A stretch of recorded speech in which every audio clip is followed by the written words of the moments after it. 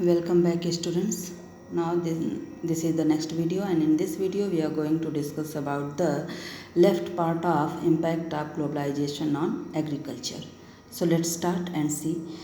So from here we will start that under globalization, particularly after 1990, the farmer in India have been exposed to new challenges. So means during 1990 के बाद हमारे देश के किसानों को global स्तर पर यानी विश्व स्तर पर भी बहुत सारे चैलेंजेस का सामना करना पड़ रहा था। वो अपने आप को कम्पीट नहीं कर पा रहे थे। जो विदेशों के जो किसान थे या विदेशों की जो एग्रीकल्चर क्षमता थी उससे वो कम्पीट नहीं कर पा रहे थे। Lots of challenges stand before them and despite being an important producer of rice, cotton, rubber, tea, coffee, jute and spices, और agricultural products are not able to compete with the developed countries. अगर बात की जाए quality की तो India has the best quality producer of rice, cotton, rubber, tea, coffee, jute and spices. ये भारत के ये जो प्रोडक्ट्स हैं they have very nice quality, बहुत नाइस क्वालिटी के हैं and they are very demandable. इनकी डिमांड भी बहुत ज़्यादा है। और लेकिन इतनी चीज़ों के होने के बावजूद भी what is the reason that our farmers, these products are not able to compete with the developed countries? तो जो developed country हैं उससे वो compete क्यों नहीं कर पा रहे हैं? The reason is that because of the highly subsidized agriculture in those countries. उसमें सबसे बड़ी बात है कि वहाँ के जो गवर्नमेंट है that governments given high subsidy, यानी कि वो बहुत ज़्यादा धनराशि देती है अपने किसानों को खेती करने के लिए। That governments available means afford them every infrastructure for the farmers so that they can grow crops more and more, and that is why the farmers of those countries able to grow crops on the highly basis. तो वहाँ के जो किसान हैं वो ज़्यादा से ज़्यादा क्रॉप्स ग्रो करते हैं क्योंकि वो जितना लगाते हैं उससे ज़्यादा उनको सरकार धनराशि देती है। तो this is the main reason which our farmers are suffering very much rather than the foreigners.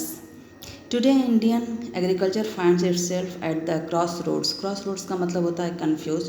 आज इंडियन एग्रीकल्चर कहीं ना कहीं अपने आप को कंफ्यूज पा रहा है कि आखिर वो इतने अच्छी क्वालिटी के क्रॉप्स रखते हुए भी why that is going back, why it's not compete with the developed countries.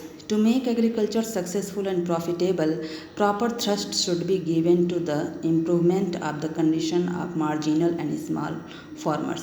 अगर इन चीज़ों को सक्सेस करना है, एग्रीकल्चर को अगर प्रॉफिटेबल बनाना है तो कहीं ना कहीं गवर्नमेंट को जो छोटे किसान हैं, जो मार्जिनल फार्मर्स हैं, उनको ज़्यादा से ज़्यादा सपोर्ट करना चाहिए, उनके कंडीशन को इम्प्रूव करना चाहिए ताकि जो कृषि से दूर हो गए हैं वो फिर से अपने कृषि को पर काम करें और वो ज़्यादा से ज़्यादा क्रॉप्स ग्रो करें. The green revolution promised much. जो ग्रीन रिवॉल्यूशन आया ही इसीलिए था ताकि हमारे जो किसान हैं, हमारे जो फार्मर्स हैं, वो क्रॉप्स बेहतर क्वालिटी के क्रॉप्स ग्रो कर सकें, वो अपने खेतों में मैक्सिमम क्रॉप्स ग्रो कर सकें. इसी के लिए ग्रीन रिवॉल्यूशन आया. इसमें नई टेक्नोलॉजी भी थी, इसमें नई चीज़ें थीं, high quality seeds, fertiliser, pesticide, insecticide. ये सारी चीज़ें होने की वजह से जो किसान थे वो बेहतर तरीके से अपने फसलों को उगा लेते थे. But today it is under controversies. लेकिन आज वही ग्रीन रिवॉल्यूशन जो इस प्रॉमिस के बेसिस पर आई थी कि इसके आने के बाद किसानों को बहुत ज़्यादा बेनिफिट होगा, आज वो किसानों के लिए ही ये कंट्रोवर्सी बन गया है.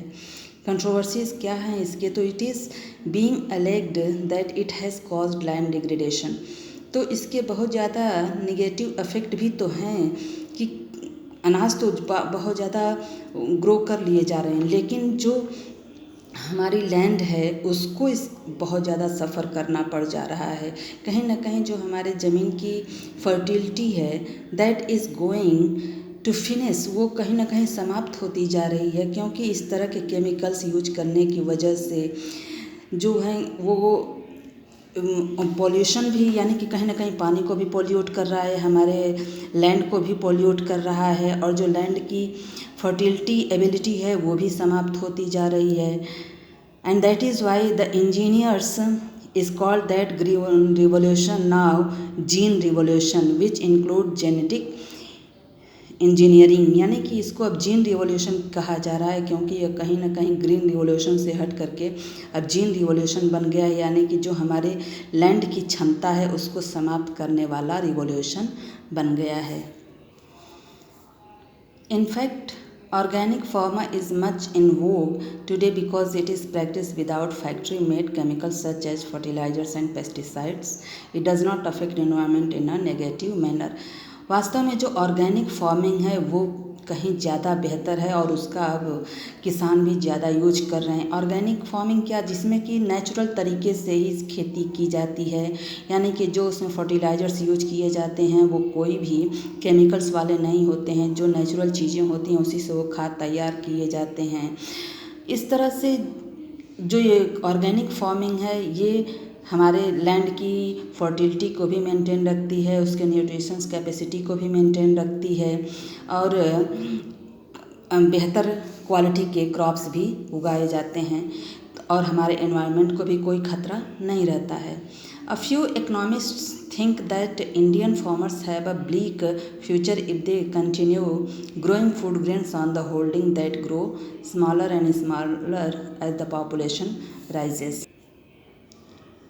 कुछ अर्थशास्त्रियों का यह भी मानना है कि बढ़ती जनसंख्या के कारण घटते आकार के खेती पर या जो ज़मीन है, यदि खाद्यान्नों की खेती ही होती रही तो भारतीय किसानों का भविष्य अंधकारमय हो जाएगा।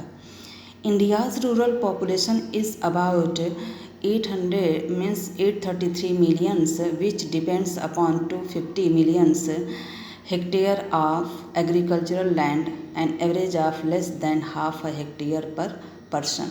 तो यहाँ पर यही दिखा रहा है कि इतने मिलियन माने पॉपुलेशन जो है भारत की वह 833 मिलियन हो गई है और उसके लिए ज़मीन कितनी है उसके पास, तो 250 मिलियन है, यानी इतनी ज़्यादा पॉपुलेशन सिर्फ इतनी ही ज़मीन पर डिपेंड है अपने एग्रीकल्चर को करने के लिए। और इस तरह से हम देख रहे हैं कि एक व्यक्ति के हिस्से में औसतन आधा हेक्टेयर से भी कम कृषि आती है। अब आधे हेक्टेयर में वो कितना क्रॉप्स ग्रो कर सकता है किसान, तो रीजन कहीं ना कहीं ग्रोइंग पॉपुलेशन भी है जो हमारे संसाधन के लिए खतरा बनता जा रहा है, क्योंकि संसाधन जो हैं वो कम हैं लेकिन लोग ज़्यादा हैं। Indian farmers should diversify their cropping pattern from cereal to high value crops. तो हमारे भारतीय किसानों को यह भी चाहिए कि जो वो ये फसलें सिर्फ राइस या वीट को उगाने में ही लगे रहें, इनके अलावा जो क्रॉपिंग पैटर्न टाइप के सीरियल्स हैं उनको भी उगाना चाहिए और हाई क्वालिटी दामों पर उसको बेचना चाहिए। This will increase incomes and reduce environmental degradation simultaneously. और कह रहा है कि मीन्स इस तरह से उनकी इनकम भी बढ़ेगी और जो हमारे लैंड के लिए या हमारे वनस्पतियों के लिए जो एनवायरनमेंट में जो खतरा है वो भी कम हो जाएगा। एंड बिकॉज फ्रूट्स मेडिकल, किस तरह के क्रॉपिंग पैटर्न को यूज किया जाना चाहिए, किस तरह के क्रॉप्स को ग्रो करना चाहिए, तो यहाँ पर दिया है कि because fruits medical herbs flowers vegetables biodiesels ये सारे जो हैं need much less irrigation than rice और शुगर केन। तो इनको कम इरिगेट करने के लिए पानी की बहुत कम आवश्यकता पड़ती है। इसकी जगह पर अगर हम राइस और शुगर केन को देखें तो they need more water for the irrigation, उनको बहुत ज़्यादा पानी की आवश्यकता पड़ती है इरिगेट करने के लिए। So India's diverse climate can be harnessed to grow a wide range of high value. सो भारत में जलवायु विविधता का विभिन्न प्रकार की कीमती फसलें उगाकर उपयोग किया जा सकता है।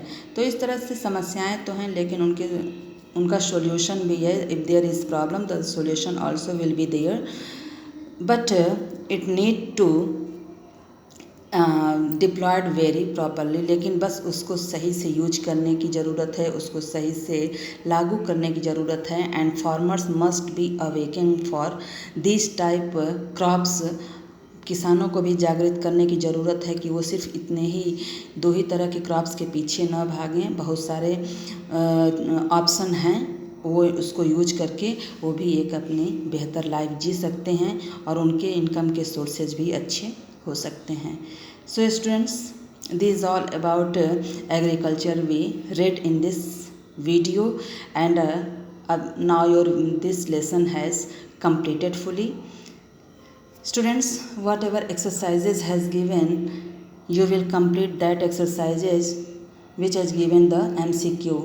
जो MCQ दिया है that will complete by yourself, and whatever the question answer has given, I'll try to provide you answers of these questions. Some questions I will provide you to write the answer by yourself, and some question answer I will give you from my side.